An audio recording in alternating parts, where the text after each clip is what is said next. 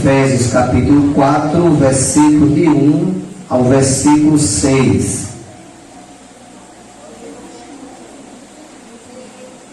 Vamos ler esses 6 versículos nesta noite.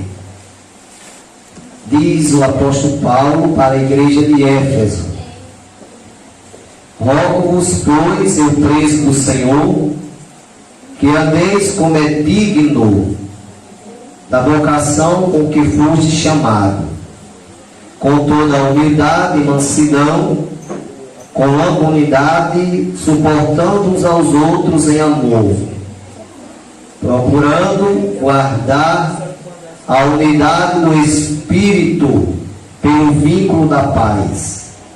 Há um só corpo e um só Espírito, como também foste chamado em uma só esperança da vocação, um só Senhor, uma só fé, um só batismo, um só Deus e Pai de todos, o qual é sobre todos e por todos e em todos. Amém? Está aqui, meus irmãos, esta palavra, quando Paulo ensinava a igreja sobre a unidade da fé. E aqui ele mostra com muita clareza que ele era preso do Senhor.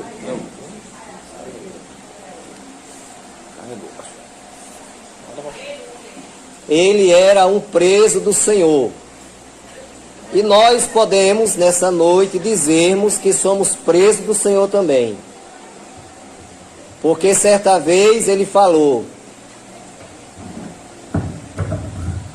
não vivo mais eu, mas Cristo vive em mim. Aleluia. Aleluia. E nós somos felizes, irmão, de hoje sermos servos de Deus. Não fazemos mais a nossa vontade, mas a vontade de Deus. Jesus, quando estava lá no Getsemane, quando ele orava com aquela angústia, que diz a Bíblia que o seu suor se transformou em grandes gotas de sangue, que até hoje a ciência, a medicina não conseguiu desvendar esse mistério, e nem vai conseguir, irmãos. Quando Jesus ali orou, o seu suor se transformou em gotas de sangue. Mas Jesus ali orou 3 vezes ao Pai, e uma daquelas vezes Jesus disse: Pai, se possível, passa de mim esse cálice, todavia não seja como eu quero, mas como tu queres. Então, meus irmãos, hoje nós somos crentes em Jesus, somos presos do Senhor, como disse Paulo, aqui no versículo 1, rogo-vos, pois, eu, o preso do Senhor, que andeis como é digno da vocação com que foste chamado. Paulo estava levando esta palavra para a igreja de Éfeso, ensinando a igreja naquela época que os irmãos, que a igreja andasse na vocação com que foi chamado. Então, irmão, se Deus te chamou para pregar, pregue. Se Deus me chamou para cantar, cante. Se Deus me chamou para orar, ore. Se Deus me chamou para ser regente do conjunto, reja o conjunto. Se Deus me chamou para ser dirigente de ciclo de oração, seja dirigente do ciclo de oração. Permaneça na vocação com que foste chamado. Só nunca saia da vontade de Deus. Porque quando saímos da vontade de Deus, nós vamos pagar um preço. E muitas vezes, irmão, esse preço é caro. A gente sofre, a gente padece, porque saímos da vontade do Senhor.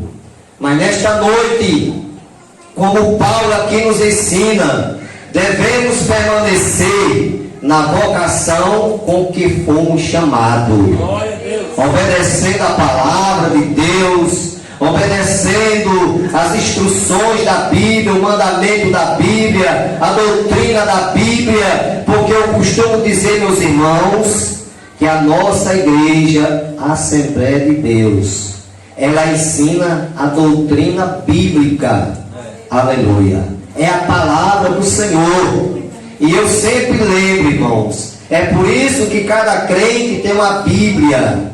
E vamos, irmãos, saber de uma coisa: hoje a facilidade é muito grande, temos Bíblia no celular, mas não vamos, irmãos, se apegar a isso. Vamos comprar. Se você não tem Bíblia, se não pode comprar, comece a orar para Deus abençoar e usar alguém que tenha condição de lhe dar uma Bíblia de presente, para você trazer uma Bíblia para a igreja. Porque a Bíblia é a arma do crente. E é por isso que cada crente usa uma Bíblia. Por quê? Porque confere o que está sendo pregado no púlpito da igreja. Se eu pregar aqui e falar algo fora da Bíblia, você vai saber que eu saí fora da Bíblia. Por quê? Porque você está com a Bíblia na mão, conferindo a palavra que está sendo pregada. Então, meus irmãos, vamos permanecer na vocação com que fomos chamados. Aí Paulo nos adianta, irmãos. Você foi chamado para a vocação, seja ela qual for. Agora cumpra essa vocação com toda a humildade e mansidão.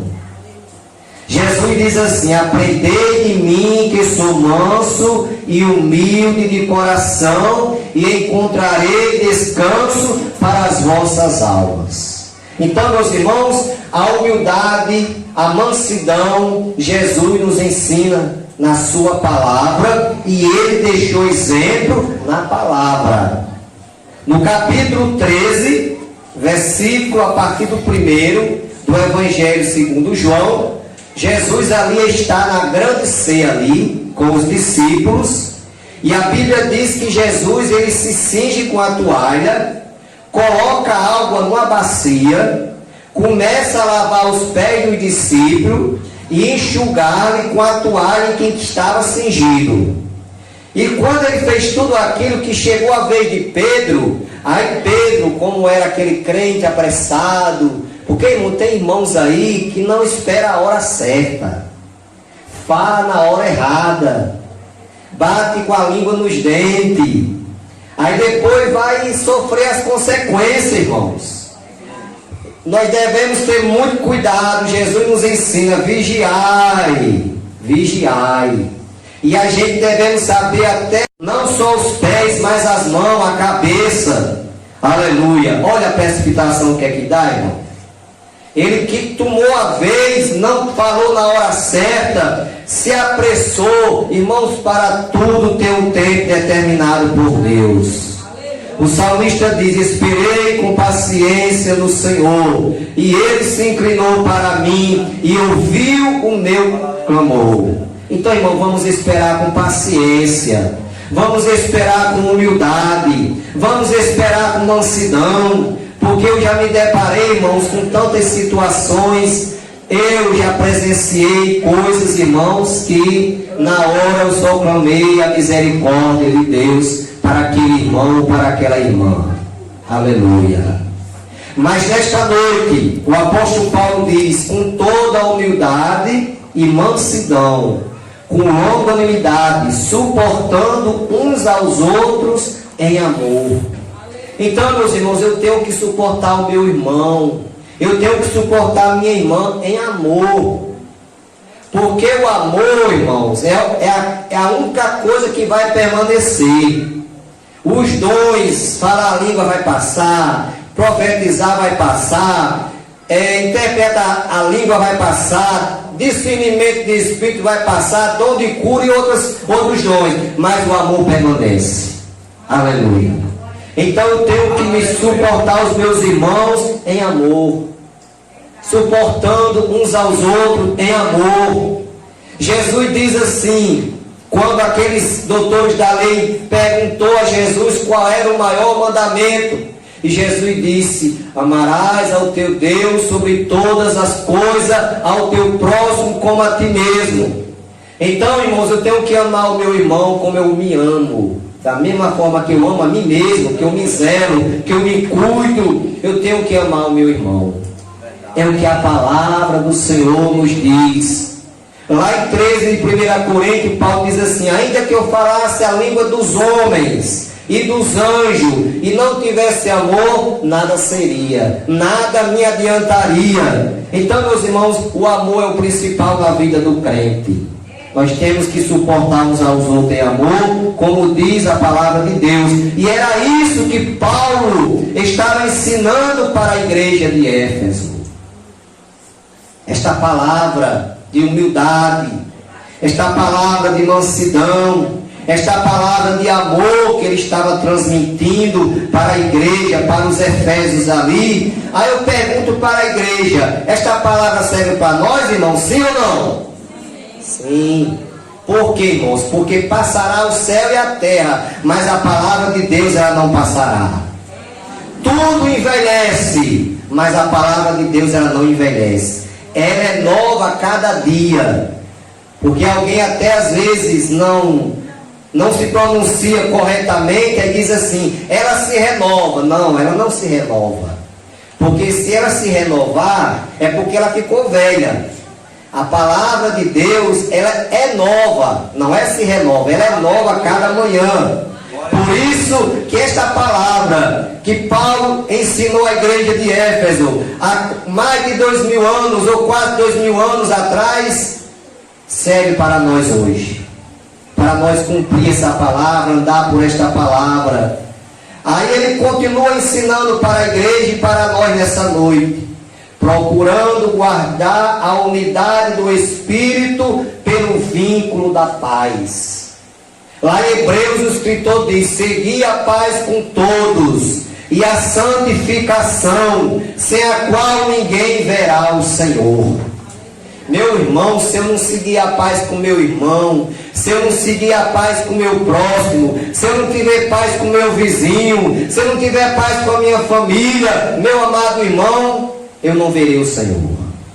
É tanto que a palavra diz: seguir a paz com todos e a santificação, que hoje muitos e muitos não gostam de ouvir esta palavra santidade. Muita gente não aceita mais isto, não quer mais aceitar essa palavra santidade na doutrina. Quando os pastores estão ensinando a doutrina, quando o pregador está ensinando e falando sobre santidade, mas irmãos, tem que ter santidade para ver a face do Senhor. Se não houver santidade, não veremos a face do Senhor. Temos que ter paz com o nosso irmão, viver em comunhão, viver em unidade. Mas pastor, eu procuro, ele não quer. Aí você já fez a sua parte. Se você procurou e ele não quis, ou ela não quis paz, você já fez a sua parte. Apenas ore por essa pessoa. Porque Paulo diz assim: se possível, olha o que Paulo ensina: se possível, tenha paz com todos os homens. Então Paulo ensinou dessa forma, é porque há ocasião que você quer, mas a pessoa não quer. Então o que é que eu vou fazer com essa pessoa? Eu vou amar, eu vou orar por essa pessoa. Não posso fazer mais nada. Eu não posso obrigar ninguém a fazer eu entrar no coração dela ou dele. Não posso. O que eu posso é orar. Aleluia. Agora devemos seguir a paz com todos, devemos andar em amor, devemos ter o Espírito pelo vínculo da paz. Lá na bem-aventurança, do capítulo 5 de Mateus, Jesus diz assim: bem-aventurados pacificadores, porque eles são chamados filhos de Deus. Os pacificadores são pessoas que produzem paz. É aquela pessoa que quando chega num canto que alguém está brigando, ele procura amenizar a situação. Homem, tenha calma, isso não leva a nada, vamos acabar com isso. Isso aí é o pacificador. E para me falar isso, irmão, eu me lembro, uma vez um irmão em Mossoró vinha, aí tinha duas pessoas brigando, lá na esquina. E ele conhecia essas duas pessoas. Aí quando ele passou lá na frente, uma pessoa perguntou: o que que é aquilo que está acontecendo ali? Ele disse, é dois católicos brigando. Sabe por que ele falou assim, irmão? É porque se fosse crente, já dizia, dois crentes brigando. Aí ele disse, é dois católicos brigando. Aleluia. Então, irmãos, devemos ser os pacificadores, pacificar a situação, né? Porque tem gente, irmão, por aí, irmão, que quer ver mesmo a coisa se destruir. Está acontecendo uma discórdia, está acontecendo uma desavença, aí a pessoa, tem gente aí do coração mau, que coloca mais fogo ainda, para ver a coisa pegar fogo. Mas nós somos crentes, somos diferentes, irmãos. A partir do momento que nós aceitamos a Jesus como Salvador, nós aprendemos que somos pessoas pacificadoras. Nós promovemos a paz, né? Para aqueles que ainda não têm paz. É por isso que o crente, quando passa por outro, diz a paz do Senhor. Por quê? Porque ele tem paz. A paz do Senhor. E Jesus disse, então essa paz, irmão, nós recebemos a partir do momento que aceitamos a Jesus como nosso Salvador. E nessa noite estamos aqui em mais um culto de ceia, para aprendermos esta palavra. Aleluia. Quando Deus fala com Josué, substituto de Moisés, Deus fala para Josué e diz lá no capítulo 1, versículo 8: não se aparte da tua boca o livro desta lei, antes medita nele de dia e de noite, para que tenhas o cuidado de fazer conforme tudo quanto nele está escrito. Então farás prosperar o seu caminho, e então prudentemente te conduzirás. Então, quando a gente observa a palavra, meus irmãos, quando a gente guarda a palavra, nós somos como uma árvore plantada junto a ribeiro de água. Lá no Salmo 1, versículo 1 a seguir, o salmista diz: bem-aventurado o varão que não anda segundo o conselho dos ímpios, nem se detém no caminho dos pecadores, nem se assenta na roda dos escarnecedores. Antes, o seu prazer é na lei do Senhor, e na sua lei medita de dia e de noite, pois será como uma árvore plantada junto a ribeiro de água, a qual dá o seu fruto na estação própria, cuja folha não cai, e tudo quanto fizer prosperará. Quando a gente guarda a palavra, quando a gente pratica a palavra, tudo que a gente faz prospera. Porque é promessa de Deus. Deus diz que aonde nós pisar a planta do pé, vai ser abençoado. Aleluia. Então, meu irmão, minha irmã, a bênção de Deus está na tua vida. E aonde você pisar, Deus vai abençoar. Porque você anda pela palavra. Você cumpre a palavra de Deus. Agora, se eu fizer o contrário, irmãos, nada vai acontecer. Mas se eu andar pela palavra, eu serei uma pessoa abençoada por Deus. E aonde eu chegar, Deus vai abençoar. Até os ímpios, Deus abençoa por minha causa. Faz que nem José no Egito. José chegou no Egito, aonde só havia idolatria. Porque lá no Egito, irmão, tinha Deus para todo gosto. Era só idolatria. E idolatria é algo que Deus abomina. É tanto que quando Deus entregou as tábuas do mandamento a Moisés, o primeiro mandamento que ele colocou logo lá no cabeçalho, lá no início, o primeiro mandamento, ele diz: não farás para ti imagem de escultura, não adorarás, não prestarás culto. Aí, meus irmãos, José chega no Egito, em meio à idolatria, lá no Egito, mas ele era crente. E o crente, quando é crente em todo canto. Ele pode chegar onde chegar, mas ele é crente. Ele dá o testemunho de crente. Ele é um Eliseu, que quando passa, o povo fica admirado e faz que nem fez aquela mulher. Tem observado que esse que passa toda noite por culto é um santo homem de Deus. Tem observado que essa que passa toda noite por culto é uma santa mulher de Deus. Por quê? Porque você leva a palavra. Você guarda a palavra de Deus. Você é uma serva de Deus. Você é um servo de Deus. E José ali, quando chegou, irmão, em meio à idolatria, mas Deus abençoou a casa de Potifar por causa de José. Porque José era fiel. Era um jovem fiel a Deus. Aí aqui o versículo diz: há um só corpo, um só Espírito, como também foste chamado em uma só esperança da vocação.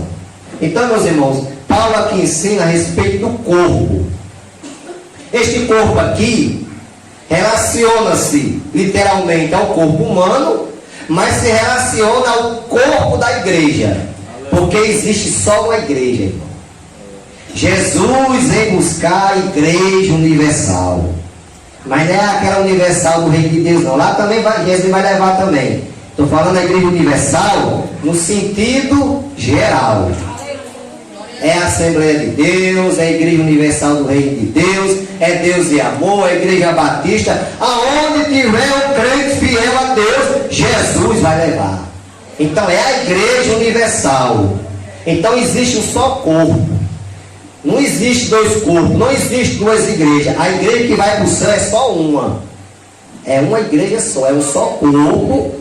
E Cristo é a cabeça da igreja. E eu agora me lembro, irmão, sabe, estivemos ali na Guanabara, e o pastor que pregou, ele disse uma coisa interessante que eu aprendi.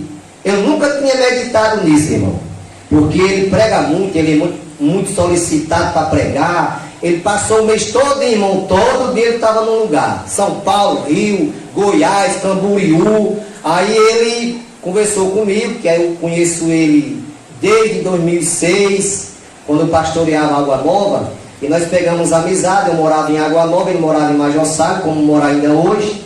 E ele disse: pastor, realiza o meu sonho. O meu sonho é conhecer Serra do Mel. O meu sonho é pregar na igreja da Serra do Mel. Aí eu disse: após eu vou lhe ajudar você chegar aqui. Aí entrei em contato com os dirigentes, inclusive até com o nosso irmão Micael, para quando os irmãos desejarem convidar ele para pregar, ele está à disposição. É um homem humilde, né? Não é esse pregador que coloca preço, não. Ele apenas pede a ajuda do combustível, e se der para ter uma oferta de amor, ele também aceita, porque ele vive itinerante, né? Pregando, vendendo algumas coisas que ele vende, gravata, broche, livro, essas coisas. Então, meus irmãos, ele fala uma coisa interessante. Ele disse que estava escalado para pregar em Natal, só que ele já ia chegando de viagem em Camboriú, que ele foi pregar em Camboriú. Aí quando ele chegou, aí ele disse: mulher, eu vou para Natal, eu estou com a agenda lá. Aí a mulher disse: não, vai não. Você não vai não, porque você já passou essa ruma de dia fora e já vai viajar de novo, passa o final de semana com a gente. Não, mas eu vou porque já está agendado, o que é que o pastor vai pensar? Ligue e desmarque. Aí ele disse que brincando com a mulher fez assim. Ele brincando com a mulher disse: olha mulher, eu sou o cabeça, viu? Aí a mulher disse: eu sou o pescoço, e cabeça não anda sem pescoço. Pô, coisa boa, né? Interessante, né? Eu nunca tinha meditado nisso, né? Então, irmãos, nós somos a cabeça, mas a mulher é o pescoço, viu? E cabeça não anda sem pescoço. E ali ele desmarcou a agenda e passou o final de semana com... Mas contou aquela experiência ali que nós achamos muito interessante. Então, meus irmãos, só existe um só corpo, um só espírito, né? Um só espírito, como também foste chamado, em uma só esperança da vossa vocação. Existe uma esperança para o crente, a esperança que não morre, porque o ditado do mundo a esperança é a última que morre. Para o crente é diferente. A esperança do crente não morre. Sabe por quê? Porque a esperança do crente é Jesus. E Jesus nunca vai morrer. Já morreu a primeira vez para...